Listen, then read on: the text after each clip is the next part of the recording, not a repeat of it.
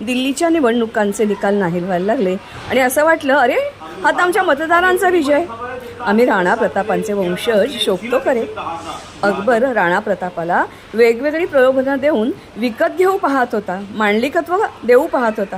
मात्र राणा प्रताप कशालाच बदले नाहीत. सोबतच दिल्लीच्या मतदारांना निरनिराळे राजकीय पक्ष वेगवेगळ्या गोष्टी देऊ पाहत होते. मात्र मतदार कशालाच बदले नाहीत. म्हणूनच आज आपल्याच विजयासाठी गोड, जरा नेहमीपेक्षा काही वेगळं, हे प्रासो मिलेट आणले. थोडे भिजत घालून ठेवले. 2 तासानंतर ते कुकरमध्ये ठेवले आणि उकडले. उकडल्याबरोबर वर थोडंसं तूप सोडलं आणि काट्याने हा सगळे मिलेट दूर मोकळे करून घेतले. त्याच्यातले हवे होते तेवढेच बाजूला काढून घेतले. मग घरात होती ती ड्रायफ्रूट्स घेतली. एका भांड्यात थोडं साजूक तूप घेतलं आणि त्याच्यात हे शिजलेले मिलेट्स जे आहेत ते थोडे भाजून घेतले, गरम केले.